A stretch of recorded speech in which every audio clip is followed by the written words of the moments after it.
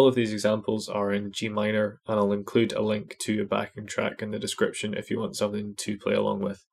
So the first one is a G minor 7, except we're starting on the 7th of the minor. I don't want to get too heavily into the theory, so I'll kind of gloss over that.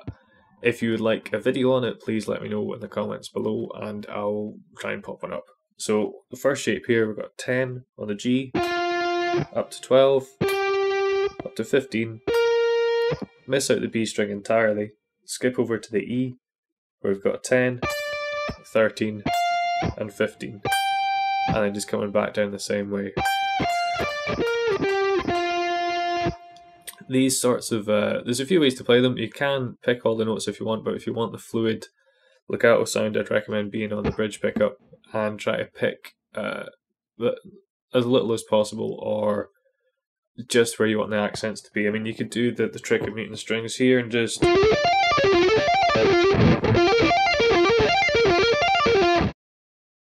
So this one, I'm just picking once here, then picking once on the E string.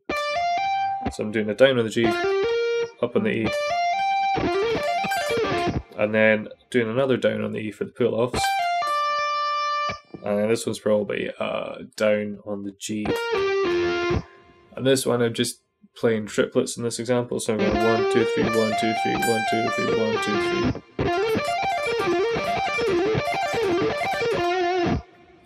So that one will work well over a G minor or a G minor 7 chord. Next one we've got is a B flat major 7. So it'll work quite well over a B flat major 7 chord. But what we're doing is we're starting on the 7th degree of the scale. Excuse me. So it gives it a slightly different feeling than just a standard major arpeggio. So we're going from 14 on the G up to 15, then all the way up to 19.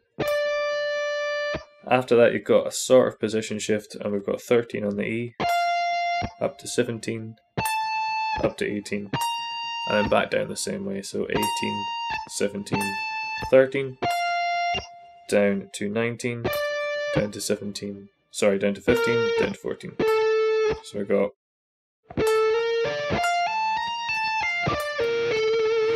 the hardest thing about this one I find is this stretch here, because you're doing kind of 3 frets, and because of the position shift I kind of want to come down there instead of there, so I need to make a conscious decision to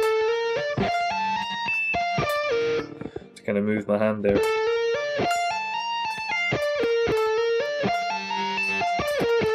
This one for some reason I don't like playing in a triplet thing. I'd kind of do more of a... See, there you can hear I'm hitting that note by mistake because I'm not paying enough attention to it. Oops. So that, as I say, will work nicely over a B flat major 7 chord. Next example is for an F dominant chord. Again, everything in the key of G minor. This is a bit of a stretchy one, so you probably want to make sure your fingers are nice and limbered up. So again, with all of them, going from the G string to the E string. So I'm starting on the 14 on the G, 17, then I'm going all the way up to 20. Because we're starting on the 3rd degree of the dominant, it will have a slightly different flavour to it than starting on the root as well. You might notice this is a diminished triad, which is part of the dominant 7. Getting too hung up on the theory there, sorry, we'll stop that. So then we've got a bit of a skip, we've got 13 on the E, all the way up to 17, all the way up to 20, and again just back down the same way. So that is quite a big stretch.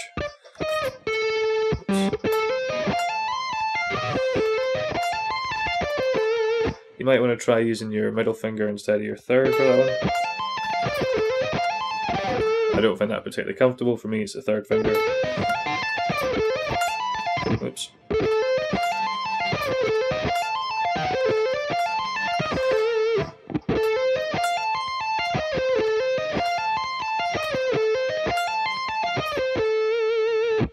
The cool thing about this one is that by moving one note, we can turn it into a full diminished 7th.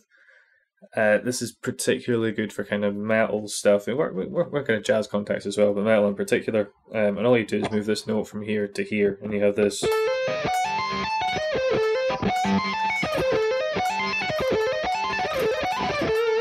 Sort of thing going on.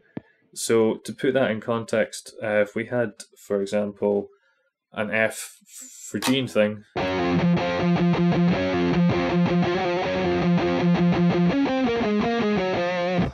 that sort of backing going on, we could play this over the top of it, and it's going to sound pretty cool, because what it's doing is implying the Phrygian dominant, which you can do by playing a diminished run, or diminished scale I should say, diminished arpeggio really, on any degree of the dominant other than the root, because it will imply the flat 9.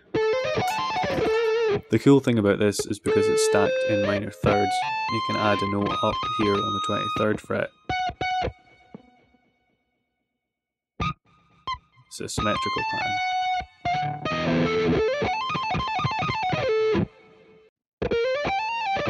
This next one is a lot easier on your fingers, it's not half as stretchy, and if you're finding those previous ones a bit too difficult, this is a pretty good starting place. So it goes like this. Starting on the G, we've got 15, 17, 19. Skip over to the E, 15, 17, 16. And the same back down.